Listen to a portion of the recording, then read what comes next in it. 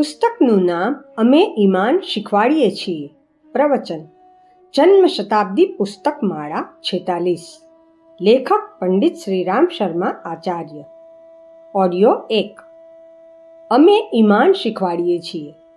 ગાયત્રી મંત્ર મારી સાથે સાથે. ઓમ ભૂર્ભુવઃ સ્વાહા તત્સવિતુર્વરેણ્યં ભર્ગો દેવસ્ય ધીમહિ ધિયો યો નઃ પ્રચોદયાત. પોપટની મુક્તિ ગાયત્રી મંત્રથી. મિત્રો, થોડા વખત પહેલાં હું કેન્યા ગયો હતો. નૈરોબીમાં એક છોકરી રહે છે, વિદ્યા. તેણે કોંગોનો એક પોપટ પાડ્યો હતો. તે એકદમ સ્પષ્ટ રીતે ગાયત્રી મંત્ર બોલતો હતો. મેં તે કેસેટમાં ટેપ કરી લીધું અને કહ્યું કે જ્યારે હિન્દુસ્તાન જઈશ તો લોકોને બતાવીશ કે એક પોપટ આટલો સાચો ગાયત્રી મંત્ર બોલે છે. ટેપ વિના મારી વાત પર કોઈ વિશ્વાસ ન કરે એટલે હું ટેપ કરીને લાવ્યો. જ્યારે હું ત્યાં રોકાયો હતો તો જોયું કે સવારમાં 4 વાગે કોણ આટલો સ્પષ્ટ ગાયત્રી મંત્ર વારંવાર બોલે છે? આ શું ચક્કર છે? બહુ વાર સુધી હું જોતો રહ્યો પણ કંઈ સમજાયું નહીં. પછી મેં એ છોકરીને પૂછ્યું કે આ ગાયત્રી મંત્ર કોણ બોલે છે? તે બોલી, ગુરુજી, કોંગો એક દેશ છે. ત્યાંના પોપટ મોટા હોય છે અને માણસનો અવાજ બરાબર યાદ રાખી લે છે. આ પોપટે પણ ગાયત્રી મંત્ર યાદ રાખી લીધો છે. સારું મહારાજજી, તે કેટલી વાર ગાયત્રી મંત્ર બોલતો હશે? બેટા, તે 108 વાર તો બોલતો જ હશે. તો શું તેની મુક્તિ થઈ જશે? આપના ખ્યાલથી તો થઈ શકે છે, પણ મારા ખ્યાલથી નહીં થાય. કારણ કે તેની અંદર કોઈ ચિંતન નથી, કોઈ દ્રષ્ટિ નથી, કોઈ આસ્થા નથી, કોઈ વિશ્વાસ નથી. કેવળ શબ્દોને રિપીટ કરતો રહે છે. અધ્યાત્મ, આસ્થાઓનો પરિપાક. સારું મહારાજજી, શબ્દમાં કેટલી તાકાત છે? બેટા, બસ એટલી તાકાત છે કે હું એ ટેપ કરી લાવ્યો અને એ પોપટને યાદ કરી રહ્યો છું. બીજી કોઈ તાકાત છે? ના, બીજી કોઈ તાકાત નથી. બસ એનાથી લોકોને જાણકારી મળી જાય છે કે 4000 જપ કરી લીધા કે 3000 જપ કર્યા. તો એનું કંઈ પુણ્ય નથી? ના બેટા, કોઈ પુણ્ય નથી. પુણ્ય કેવી રીતે મળી શકે? દ્રષ્ટિથી મળી શકે. આપણી પાસે જો દ્રષ્ટિ હોય, ચિંતન હોય, આસ્થા હોય, આપણા જપમાં ભાવ વિહવળતા જોડાયેલી હોય તો એ જ સામાન્ય જપ એટલા બધા ફળદાયક બની શકે છે જેની સામે ત્રાજવામાં મોટામાં મોટી ચીજ તોલી શકાય અને તેની સામે મોટામાં મોટી ચીજ એટલી ઓછી કિંમતની થઈ જાય છે કે પુષ્કળ શ્રમ તથા પુષ્કળ ધન ખર્ચ્યા પછી પણ આપણે તેને તિરસ્કારની નજરે જોઈએ છીએ અને તેને ફાલતુ ઠરાવી શકીએ છીએ. આસ્થાઓના પરિપાકનું જ નામ અધ્યાત્મ છે. અધ્યાત્મ બીજી કોઈ ચીજ નથી, માત્ર દ્રષ્ટિના શુદ્ધિકરણનું નામ છે. મિત્રો, દ્રષ્ટિકોણના શુદ્ધિકરણની વાત પર જ્યારે આપણે વિચાર કરીએ છીએ તો આપણને સમજાય છે કે ધાર્મિક ક્ષેત્રોમાં નાની નાની ઘટનાઓ બની છે, પણ તેનો કેટલો તીવ્ર તથા મહત્વપૂર્ણ પ્રભાવ ઉત્પન્ન થયો છે. એક સાધુ અને એક ચકલીની વાર્તા આપને કેટલી વાર કહેતો રહ્યો છું. એક સાધુ હતો. તેણે પોતાની નજરના તેજથી ચકલીને બાળી નાખી હતી. એક સ્ત્રી હતી જેણે કહ્યું હતું કે હું યોગાભ્યાસ કરી રહી છું. યોગાભ્યાસમાં તે ખાવાનું બનાવી રહી હતી અને પોતાના સાસુ સસરાની સેવા કરી રહી હતી. તો મહારાજજી, મારી વહુ પણ સાસુ સસરાની સેવા કરે છે અને મને ખાવાનું ખવડાવે છે, તો શું એટલું જ પુણ્ય અમને પણ મળી જશે? ના બેટા, તારી વહુને નહીં મળે. કેમ મહારાજજી? એનામાં શી વિશેષતા હતી? તે પણ ખાવાનું બનાવતી હતી અને મારી વહુ પણ ખાવાનું બનાવે છે. બેટા, મુખ્ય વાત એ છે કે તારી વહુ કેવા ભાવથી ખાવાનું બનાવે છે અને કઈ દ્રષ્ટિએ તારી સેવા કરે છે. આખે આખો ચમત્કાર, આખે આખો જાદુ એમાં જ છે.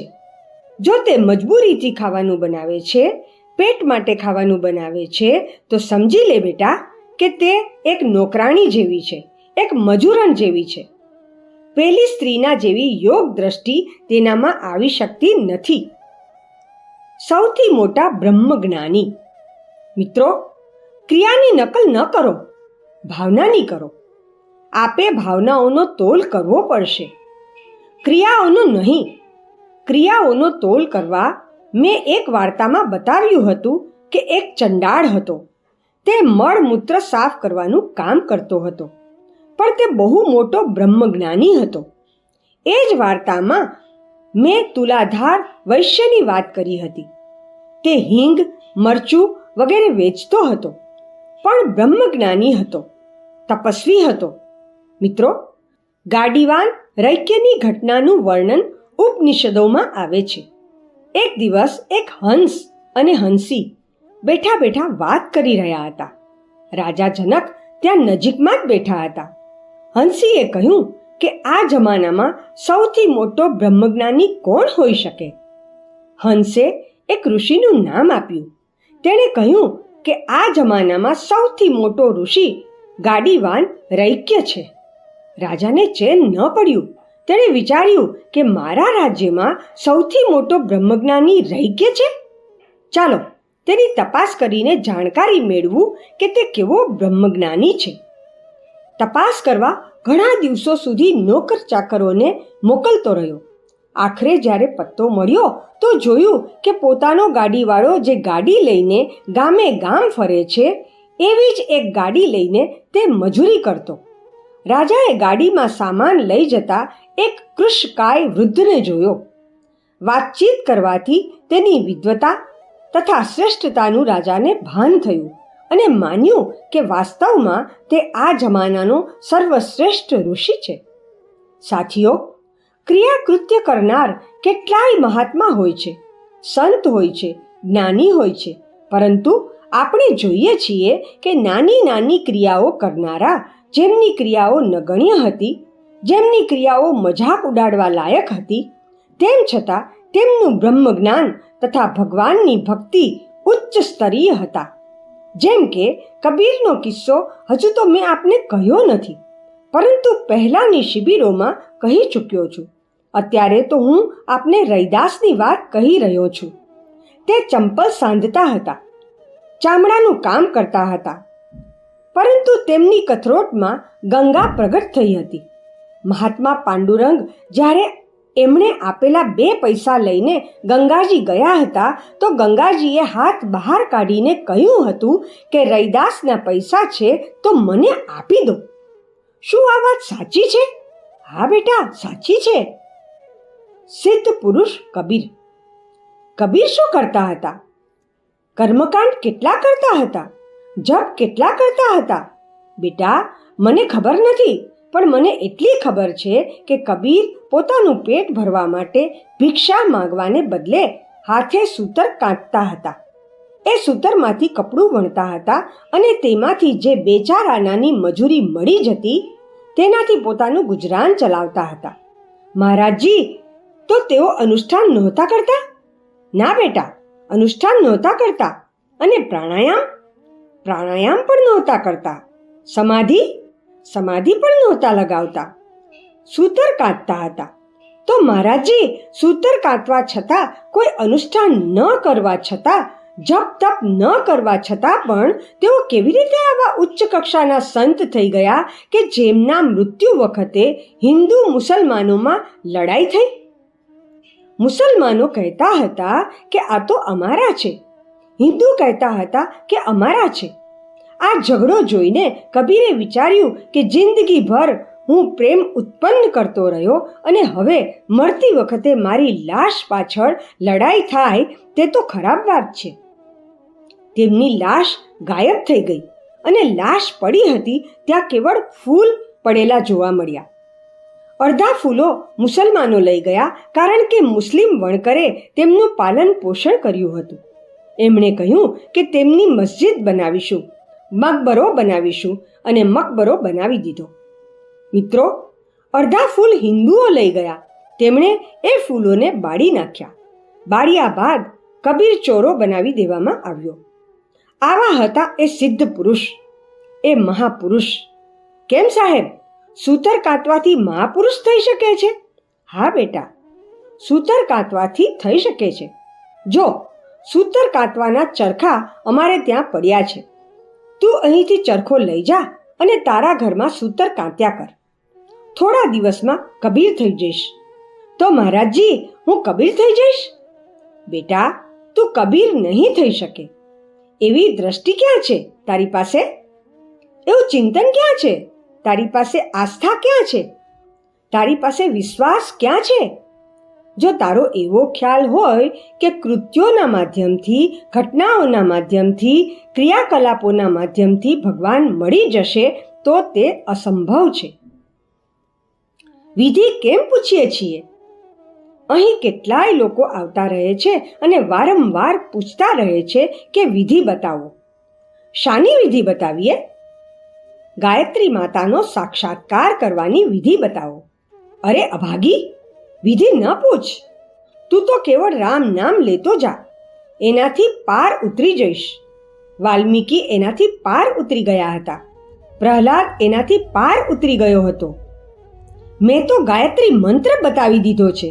ના સાહેબ, આપે ગાયત્રી મંત્ર તો બતાવી દીધો છે, પણ વિધિ નથી બતાવી. શું વિધિ બતાવું? મહારાજજી, બીજ મંત્ર મૂકવાની વિધિ બતાવો. બતાવું તારું માથું? વિધિમાં શું રાખ્યું છે? ના સાહેબ, એવી વિધિ બતાવો કે પટ્ટ દઈને ભગવાન મળી જાય. બેટા, એવી કોઈ વિધિ નથી. કેવળ એક જ વિધિ છે. કઈ? પોતાનું ઈમાન અને પોતાની નિષ્ઠા. પોતાના વિશ્વાસના ઊંડાણને મજબૂત બનાવતો જા.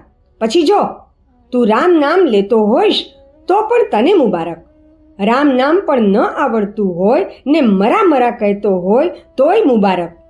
મરા મરા કહેવાથી, ઉલટું નામ જપવાથી, ઉલટા નામ જપત જગ જાના, વાલ્મીકી ભયે બ્રહ્મ સમાના. વાલ્મીકી બ્રહ્મ સમાન બની ગયા હતા. વિધિ બતાવો. બેટા, હું વિધિઓ બતાવું છું તો ખરો. વિધિઓનો પ્રચાર કરું છું. વિધિઓ આપને પણ શીખવું છું. વિધિઓ જનતાને પણ શીખવી છે.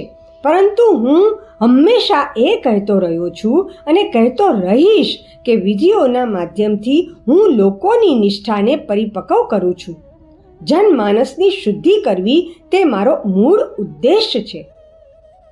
બદલાયેલો સમાજ. મિત્રો, મેં આખો સમાજ જોયો છે. આજે આપણે ગરીબ નથી, સંપન્ન છીએ, પૈસાદાર છીએ, પરંતુ પહેલાંના લોકોની સરખામણીમાં આજના લોકોમાં જે ફરક દેખાય છે તે એક જ છે કે માણસનું ચિંતન અને દ્રષ્ટિકોણ એકદમ હલકા થઈ રહ્યા છે. પહેલાં એક ઘરમાં 30-40 માણસો હળીમળીને રહેતા હતા.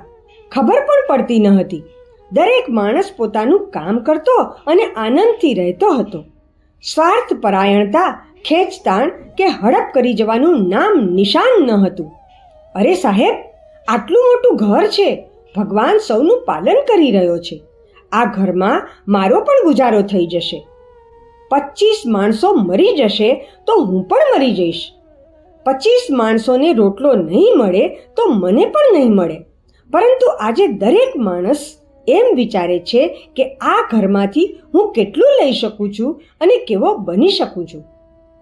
આ દ્રષ્ટિકોણ આવવાથી શું થતું ગયું? મિત્રો, એ આવવાથી આપણા ઘરોનો સત્યનાશ વળવા લાગ્યો. આપણી સંપત્તિ નકામી બની ગઈ. વધારે આવકથી કાંઈ ફાયદો ન થયો.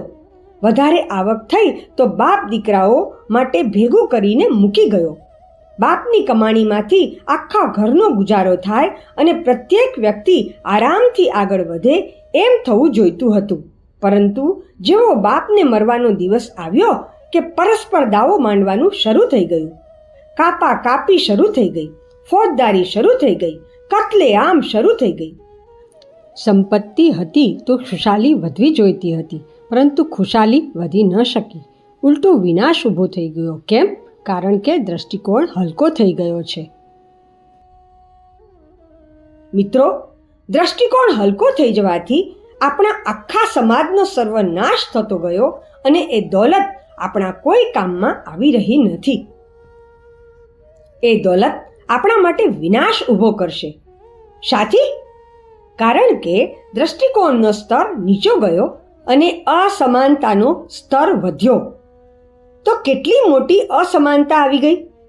તો દ્રષ્ટિકોણ પણ ઊંચો વધવો જોઈતો હતો. જો એવું થયું હોત તો જે સાધન સંપત્તિ આપણી પાસે છે તેનો ફાયદો સમાજે ઉઠાવ્યો હોત. આપણી વિદ્યા વધી તો વિદ્યાની સાથે સાથે આપણું હૃદય પણ વિશાળ થયું હોત. મગજની પહોળાઈ પણ વધી હોત. જો એ બંને સાથે સાથે મોટા થયા હોત અને વધ્યા હોત તો પછી ભલે આપણે ઓછું ભણેલા હોત, પણ આપણા જ્ઞાનનો ફાયદો આખા સમાજને થયો હોત.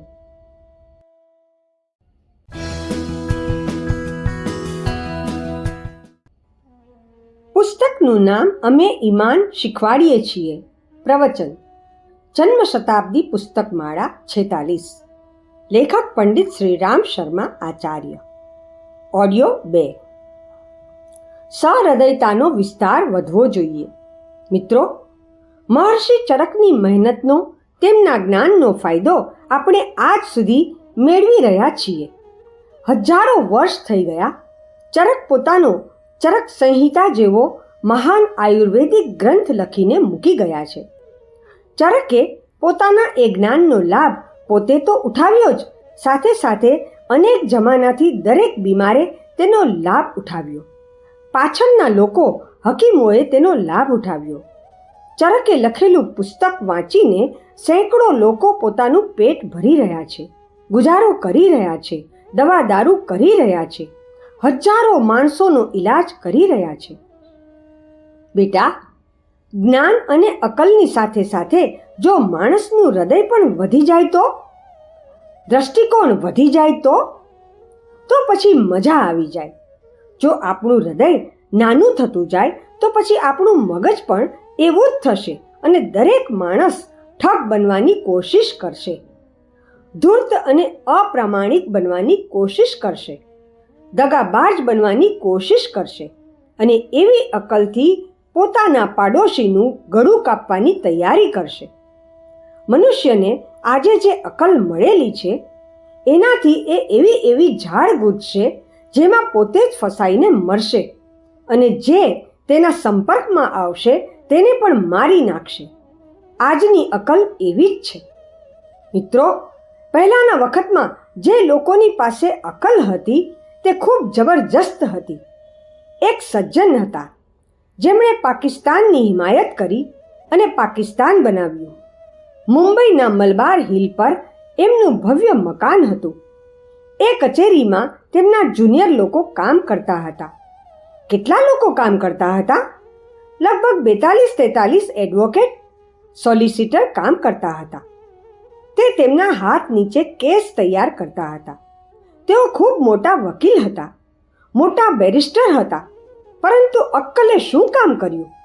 અક્કલે એ કામ કર્યું હોત કે હિન્દુ અને મુસલમાન પ્રેમથી હળી મળીને રહેશે તો આપણો દેશ, આ 60 કરોડનો હિન્દુસ્તાન અને લગભગ તેના 3જા ભાગનો પાકિસ્તાન બંને હળી મળીને એશિયાનો સૌથી મોટો દેશ થાત. રશિયા અને ચીનથી મોટો દુનિયાનો સૌથી મોટો દેશ હોત અને આપણી સંયુક્ત શક્તિએ શું કર્યું હોત? પરંતુ આપણે પરસ્પર કપાઈ મર્યા, ખૂન ખરાબી થઈ. અહીંના લોકો ત્યાં ભાગી ગયા અને ત્યાંના લોકો અહીં ભાગી આવ્યા. આજે પણ આપણે તેના ફળ ભોગવીએ છીએ. અક્કલે શું કર્યું? અક્કલનું ખૂબ મહત્વ છે. ધિક્કાર છે એવી અક્કલ પર. પરંતુ મિત્રો, એવી અક્કલ પર ધિક્કાર છે. એવા BA હોવા પર, MA હોવા પર ધિક્કાર છે. જો એ અક્કલ માણસના હૃદયને વિકસિત ન કરી શકતી હોય તો અક્કલથી વધારે ખરાબ, અક્કલથી વધારે ખતરનાક બીજી કોઈ ચીજ નથી. જો દ્રષ્ટિકોણ શુદ્ધ ન હોય તથા કેવળ શિક્ષણનો અને મગજનો વિકાસ હોય તો જો મારું ચાલે અને કોઈ માને તો હું બધી જ સ્કૂલોને બંધ કરાવી દઉં અને કહું કે ભણ્યા વિના માણસ સારો હોય છે. ભણ્યા વિનાનો માણસ ખેડૂત હોઈ શકે છે, મજૂર હોઈ શકે છે, ખાનદાન હોઈ શકે છે, અને જો કોઈને નુકસાન કરશે તો બહુ થોડું કરશે, ગાળાગાળી કરશે, કોઈનું માથું ફોડી નાખશે, પરંતુ જેની પાસે અક્કલ છે અને હૃદય નથી તે માણસ નથી. તે તો દુનિયાનું સત્યાનાશ કરીને રહેશે, સર્વનાશ કરીને રહેશે. અક્કલ જેટલી તીક્ષ્ણ હશે એટલા જ તેજ વિનાશના સાધનો હશે. એટલા માટે હું જ્યાં સુધી હૃદયને ઊંચું ઉઠાવી ન શકાય, સમજદારીને ઊંચી ઉઠાવી ન શકાય, ત્યાં સુધી અક્કલને ઊંચે ઉઠાવવાની વાત નહીં કહું. હૃદય ન બદલાય તો પૈસા પણ ન વધે. મિત્રો, હું પૈસાની વૃદ્ધિ કરવાની બાબતમાં પણ આ પ્રકારનું વલણ અપનાવીશ. ભલેને લોકો એમ કહે કે તેમના વિચાર રૂઢિચુસ્ત છે અને તે પ્રતિગામી છે. હું પૈસાની બાબતમાં પણ એમ જ કહું છું કે જો લોકોના હૃદય વિશાળ ન થતા હોય, દ્રષ્ટિકોણ ન વિકસતો હોય તો લોકો પાસે પૈસા વધવા ન જોઈએ. બ્રિટિશ સંસદમાં વેતન વધારવાની માંગ કરનાર અંગે ફિલોસોફરોનો મત જાણવા માટે સંસદમાં કેટલાક વિશેષજ્ઞોને બોલાવવામાં આવ્યા. એમાંના એક ફિલોસોફર હતા જ્હોન સ્ટુઅર્ટ મિલ. તે જમાનાના જાણીતા ફિલોસોફર હતા. જ્હોન સ્ટુઅર્ટ મિલ આવ્યા. તેમણે કહ્યું, મજૂરોનું વેતન ન વધારવામાં આવે.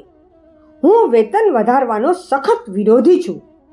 એમણે પોતાના સમર્થનમાં કહ્યું કે જે વેતન વધારવામાં આવી રહ્યું છે તેના બદલે તેમના માટે સ્કૂલની વ્યવસ્થા કરવામાં આવે, એમના દવા દારૂની વ્યવસ્થા કરવામાં આવે, એમના શિક્ષણની વ્યવસ્થા કરવામાં આવે અને તેઓ સભ્ય અને સુસંસ્કૃત થવા માંડે ત્યારે તેમના વેતનમાં વધારો કરવામાં આવે. નહીં તો પૈસામાં વધારો કરવાથી મુસીબત આવી જશે. આ મજૂરો પાયમાલ થઈ જશે. વાત પૂરી થઈ ગઈ. સૌએ એકમતે મજૂરોનું વેતન દોઢું વધારી દીધું.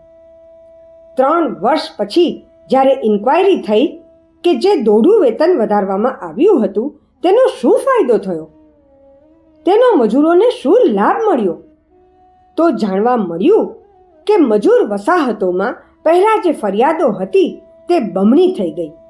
ખૂના મરકી પહેલાં કરતાં બમણી થઈ ગઈ. દારૂના અડ્ડા પહેલાં કરતાં બમણા થઈ ગયા.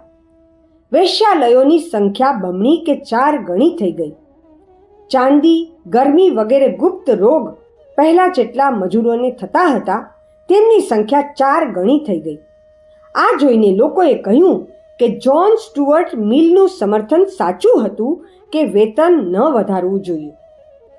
મિત્રો, પૈસા જરૂર વધારવા જોઈએ, પરંતુ પૈસા વધારવાની સાથે સાથે લોકોનું ઈમાન, લોકોનો દ્રષ્ટિકોણ, લોકોનું ચિંતન પણ વધવું જોઈએ. જે પૈસા આપણને મળશે તેનું આપણે કરીશું શું? તેનાથી એશ આરામ વધી શકે છે, તેનાથી ફેશન પરસ્તી વધી શકે છે, તેનાથી સિનેમા જોવાનું વધી શકે છે, તેનાથી નશાબાજીમાં વધારો થઈ શકે છે, તેનાથી દુનિયામાં પાયમાલી આવી શકે છે અને ગરીબી કરતાંય અમીરી વધારે મોંઘી પડી શકે છે, જેમ આજકાલ પડી રહી છે. આપણું મિશન જનમાનસની શુદ્ધિ માટે. મિત્રો, કર્મકાંડોનો, ક્રિયાકૃત્યોનો હું પ્રચાર પ્રસાર કરું છું. આપ સૌને કર્મકાંડ શીખવું છું, પણ આપ એક વાત ન ભૂલશો. જો આપે એ વાત ભૂલી ગયા તો આપ આપના જ પગ પર કુહાડી મારશો અને હું જે મિશન માટે કામ કરું છું તેને કાપીને ફેંકી દેશો. જનમાનસનો પરિષ્કાર થાય એ માટે હું કામ કરું છું. આજે જો મને પૂછવામાં આવે કે શાહજહાંના તાજમહેલની સરખામણીમાં વધારે દિલેર કોણ હતું અને જનતાની શ્રદ્ધા કોના ઉપર ઢળે છે, તો હું માનું છું કે શાહજહાંની સરખામણીમાં વધુ દિલેર હજારી કિસાન હતો, જેના માટે આપણી આંખોમાંથી આંસુ અને શ્રદ્ધાના ભાવ જાગે છે. કેમ સાહેબ? હજારી કિસાન ભણેલો ગણેલો ન હતો? હા બેટા, ભણેલો ગણેલો ન હતો. અમીર હતો? ન હતો. વિદ્વાન હતો? વિદ્વાન પણ ન હતો. જ્ઞાની હતો? ભક્ત હતો? ના, ન હતો.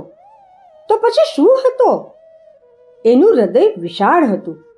અને જે માણસનું હૃદય વિશાળ હોય છે તેના ચિંતનની રીત, વિચારવાનો ઢંગ માખી મચ્છર જેવો નથી હોતો, પરંતુ દિલેર લોકો જેવો હોય છે, ઊંચા લોકો જેવો હોય છે, મારા જેવો હોય છે. મિત્રો, જો આપણો દ્રષ્ટિકોણ ઊંચો હોય તો જિંદગીમાં મજા આવી શકે છે. જો આપણું હૃદય નાનું હોય તો બેટા, તો આપણી પાસે ધન દોલત આવી જાય તો પણ શું? જ્ઞાન આવી જાય તો પણ શું? ભક્તિ આવી જાય તો પણ શું? વિદ્યા આવી જાય તો પણ શું? એનાથી કોઈ ખાસ ફાયદો થઈ શકતો નથી. એટલા માટે હું આપને એક નિવેદન કરી રહ્યો હતો કે મારે મોટી ફેક્ટરીઓ બનાવવી નથી. મારે મોટો માણસ બનાવવો છે. મોટો માણસ બનાવવા માટે શું કરવું પડે છે? જો ઝાડને મોટું અને ઊંચું બનાવવું હોય તો શું કરવું પડશે? તેના માટે ફક્ત એક કામ કરવું પડશે કે તેના મૂળ માટે જગ્યા છોડવી પડશે. મૂળ જેટલા ઊંડા હશે એ હિસાબથી ઝાડ વધતું જશે. કેમ સાહેબ, વડનું ઝાડ કેમ મોટું થઈ જાય છે? કારણ કે એના મૂળ એટલા તીક્ષ્ણ થઈ જાય છે કે દૂર દૂર સુધી ફેલાતા જાય છે. વડની જે વડવાઈ નીકળે છે તેની એ વિશેષતા હોય છે કે તે નીચેની તરફ આવીને જમીનમાં ઘૂસી જાય છે અને જમીનમાંથી ખોરાક મેળવવા લાગે છે અને ઝાડ ફેલાતું જાય છે. મૂળને જુઓ સાથીઓ, વડનું ઝાડ એ આધારે જ ફેલાય છે કે તેના મૂળ ઊંડા હોય છે. જો આપણા મૂળ ઊંડા હોય તો બેટા, આપણી બહારની જિંદગી ફેલાતી જશે. મૂળનો શું મતલબ છે? મૂળનો મતલબ છે ઈમાન. માણસનું વ્યક્તિત્વ જે બહાર દેખાય છે તે નથી. કોઈનો ચહેરો સારો અને ખૂબસૂરત છે, કોઈ માણસમાં તાકાત વધારે છે, કોઈમાં અક્કલ તથા સમજદારી વધારે છે. બેટા, આ બધાને હું માનતો નથી. માણસનું વ્યક્તિત્વ એ છે જે તેની નિષ્ઠા પર ટકેલું છે, આસ્થા ઉપર ટકેલું છે. જો એ વ્યક્તિત્વ ઊંડું હોય તો માણસને મહાપુરુષ કહી શકાય છે, જ્ઞાની કહી શકાય છે. મામૂલી માણસ, અસાધારણ કામ. મિત્રો, માણસની જિંદગી જો બદલાઈ જાય, દ્રષ્ટિકોણ બદલાઈ જાય તો મામૂલી માણસ, જેમાં મારો અને તમારો પણ સમાવેશ થાય છે, તે એવા કામ કરી શકે છે જે દુનિયાના ઇતિહાસમાં અજર અમર થઈ શકે. કેટલાક લોકોના નામનો ઉલ્લેખ હું અવારનવાર કરું છું. એમાં રાજસ્થાનની એક પ્રાથમિક શાળાના શિક્ષકનું નામ કોણ જાણે મારી જીભે અવારનવાર આવી જાય છે. તેને હું ભૂલી શકતો નથી.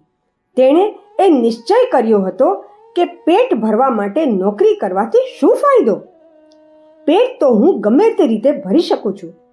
જે નાનકડા ગામોમાં શિક્ષણનો અભાવ છે ત્યાં હું એક કન્યા શાળા ચલાવીશ. તેણે નિસ્વાર્થ ભાવે કોઈ પણ જાતના વેતન વિના એક નાનકડા ગામમાં શિક્ષણ કાર્ય શરૂ કરી દીધું. એ પ્રાથમિક શાળાના શિક્ષક હીરાલાલ શાસ્ત્રીએ આખી જિંદગી કન્યા શિક્ષણ માટે કામ કર્યું. એમની એ સ્કૂલ જે ઘાસના છાપરા નીચે હતી તે વધતી વનસ્થલી બાલિકા વિદ્યાલયના નામે પ્રખ્યાત થઈ, જ્યાં છોકરીઓ મોટર ચલાવવાથી માંડીને એરોપ્લેન ઉડાડવા સુધીનું શિક્ષણ મેળવે છે. હવે તે યુનિવર્સિટી બનવાની છે. મિત્રો, માણસનું ઈમાન કેટલો પ્રભાવશાળી હોય છે, માણસનો અંતરાત્મા કેટલો શક્તિશાળી હોય છે, તેનો આપે ક્યારેય અંદાજ લગાવ્યો જ નથી. એ શિક્ષકના અંતરાત્મામાં વિશુદ્ધ રૂપે એક જ દ્રષ્ટિ હતી કે મારે સમાજની સેવા કરવી છે. એમાં ચાલાકીને કોઈ અવકાશ ન હતો. ન હતો બેઈમાનીને અવકાશ, ન હતો ચોરીને અવકાશ, ન હતી બદદાનત અને ન હતો યશને અવકાશ. બસ નાનકડું કામ કરતો ગયો. એવું નિસ્વાર્થ કામ, ભલે તેનું નામ ભજન હોય કે ચાહે સેવા કાર્ય, તે હંમેશા ફૂલતું ફાલતું રહે છે.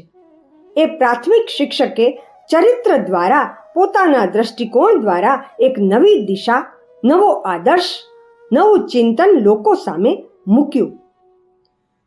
તો મહારાજજી, અમે પણ સ્કૂલ ખોલી શકીએ? ના બેટા, તું ના ખોલી શકે. કેમ? તારું હૃદય માખી મચ્છર જેવું છે. ફાળો આવશે તો તેમાંથી પહેલા તારું ઘર ભરીશ. એટલા માટે જનતાનો ધિક્કાર, ભગવાનનો ધિક્કાર, તારા જીવાત્માનો ધિક્કાર તારા પર વરસતો જશે. નહીં મહારાજજી, હું તો બહુ ચાલાક છું અને લોકોને ઉલ્લુ બનાવી શકું છું. ના બેટા, ભગવાનને કોઈ ઉલ્લુ બનાવી શકતું નથી. જનમાનસને ઉલ્લુ બનાવવાનું કોઈનાય માટે શક્ય નથી. મિત્રો, એ પ્રાથમિક શાળાના શિક્ષક જેવા ઢગલાબંધ માણસો છે, જેમણે ઊંચું દિલ રાખ્યું અને તેમને સફળતાઓ મળતી ગઈ. હું એમના યશના ગુણગાન ગાયા કરું છું. એમાંના એક છે નાગપુરના એક મામૂલી વકીલ, જેમનું નામ હતું બાબા સાહેબ આમટે. બસ એક દિવસ મનમાં થયું કે રક્તપિતિયાઓની સેવા કરવી જોઈએ. વકીલાત કરીને ખોટે ખોટા લોકોને મુકદ્દમામાં ફસાવી દેવા, જૂઠું બોલતા શીખવવું, એના કરતાં એવું ન થઈ શકે કે આપણે ગરીબાઈમાં જીવીએ, પેટ ભરવા માટે ગમે તે રીતે રોટલો કમાઈ લઈએ અને આપણી આખી જિંદગી દીન દુખીઓ માટે અર્પી દઈએ? તેમણે સડકના કિનારે બેઠેલા એક રક્તપિતિયાને લઈને નિશ્ચય કર્યો કે આ પણ સ્વાવલંબી બની શકે છે. તેઓ તેને લઈને એક નાનકડા ગામડે જતા રહ્યા અને ત્યાં ઘેટા બકરા પાડ્યા, મરઘી પાડી. તેમને રક્તપિતિયો પણ ચરાવી શકતો હતો. તેઓ પોતે પણ ચરાવવા લાગ્યા. તેના દૂધ, ઊન વગેરેમાંથી જે આવક થતી એમાંથી ગુજરાન ચલાવવા લાગ્યા. કોળીઓનો ઈલાજ પણ સ્વાવલંબનપૂર્વક થવા લાગ્યો. તેમણે કહ્યું કે જો માણસ નબળો હોય, અંધ હોય, કોઢી હોય તો પણ સ્વાવલંબી બનીને સ્વાભિમાનપૂર્વક રહી શકે છે. તેઓ નબળા અને ઉપેક્ષિત લોકોને શિક્ષિત કરતા ગયા. હું ઈમાનનું શિક્ષણ આપું છું. માણસના ઈમાનથી વધારે આકર્ષક અને પ્રભાવશાળી તાકાત દુનિયામાં બીજી કોઈ નથી. દુનિયામાં મનુષ્યના ઉચ્ચ દ્રષ્ટિકોણ સિવાય બીજા કશામાં એટલી તાકાત નથી. ભજનમાં પણ નથી. ના સાહેબ, ભજનમાં ખૂબ તાકાત છે. બેટા, તને હું કહી રહ્યો છું કે ભજનમાં કોઈ તાકાત નથી.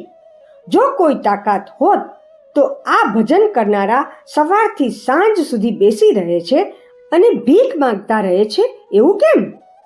શું કામ દુનિયાભરની ચાલાકી કરે છે? ના સાહેબ, ભજનમાં બહુ તાકાત છે. કોઈ તાકાત નથી. મિત્રો, ભજનમાં તાકાત હોય તો તે માણસના ઈમાન સાથે ભળેલી તાકાત છે. ભજનથી મોટો ઈમાન છે. ભજન મોટું નથી, ઈમાન મોટો છે.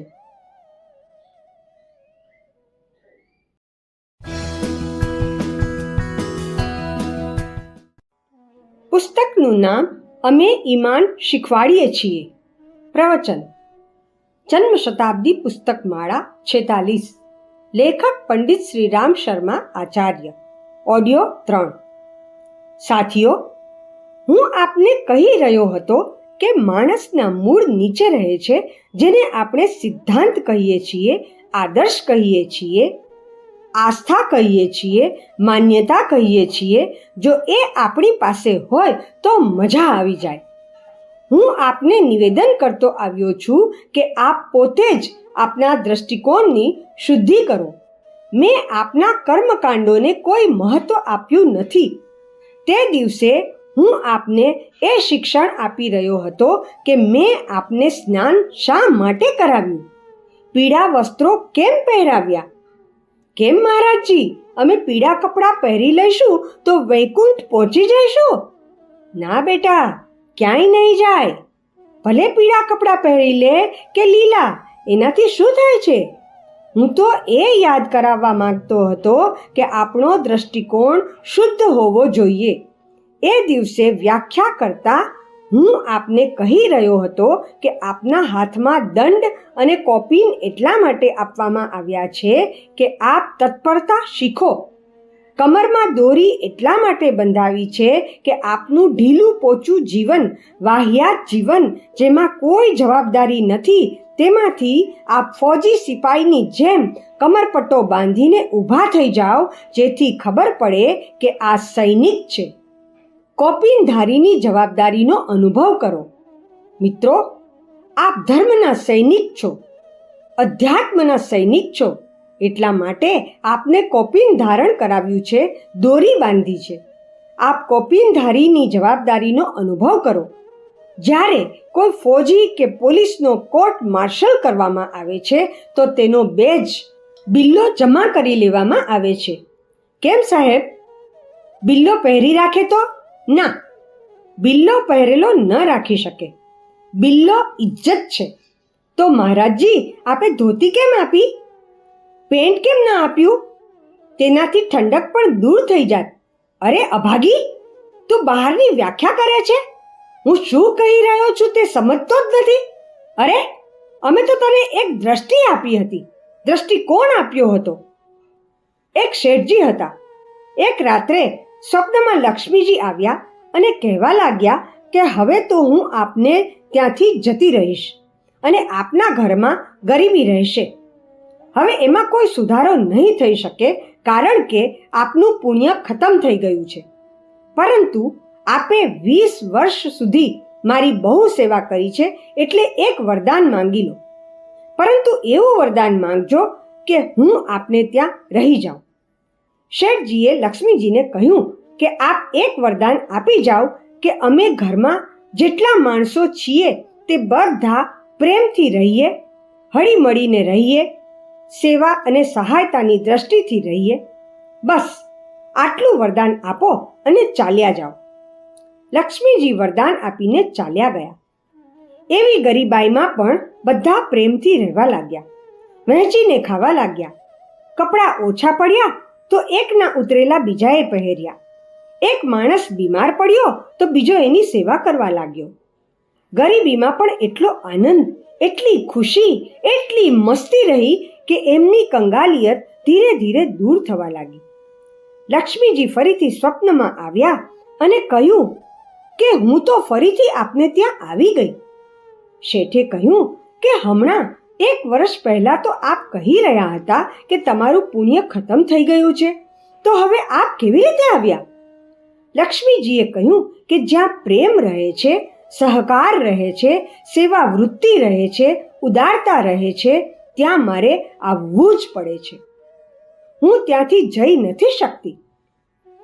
મેં જોયું કે આપને ત્યાં પ્રેમ ભાવ છે, સહકારિતા છે, ઉદારતા છે, સેવા છે, તો પછી હું કેવી રીતે આપને છોડું?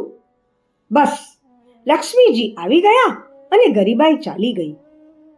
દ્રષ્ટિકોણની શુદ્ધિ, પ્રશિક્ષણનો મર્મ. મિત્રો, આપણું અધ્યાત્મ 3 ભાગમાં વહેંચાયેલું હતું. વ્યાવહારિક અધ્યાત્મ અને તેની પાછળ એક દ્રષ્ટિ રહેતી હતી, ઉદાર દ્રષ્ટિ, ઉદાત્ત દ્રષ્ટિ અને સેવાની દ્રષ્ટિ. આપણી આ દ્રષ્ટિ વિકસિત હોય તો જે કર્મકાંડ હું આપને શીખવું છું અને જે કર્મકાંડોનો હું વિસ્તાર કરવા ઈચ્છું છું, એની કસોટી તૈયાર રાખજો કે મેં જે કર્મકાંડ કરાવ્યા હતા તે કેવળ ક્રિયા માત્ર રહી ગયા. આપે ધ્યાન રાખજો કે વાનપ્રસ્થ શિબિરમાં બોલાવીને મેં જે ધ્યાન કરાવ્યું, કર્મકાંડ કરાવ્યા, હવન શીખવ્યો, તો શું દ્રષ્ટિકોણનો પરિષ્કાર કરવાનું પણ શીખ્યા કે ન શીખ્યા? જો આપે દ્રષ્ટિકોણનો પરિષ્કાર કર્યો હોય તો આપનો વાનપ્રસ્થ બરાબર, અને આપ એ જ દ્રષ્ટિએ જનમાનસની શુદ્ધિ કરવા માટે ક્રિયાકૃત્ય, વ્યાખ્યાન શૈલી, કથા વાર્તા કે અન્ય જ્ઞાન શીખ્યા હો તો આપનું શીખ્યું સાર્થક.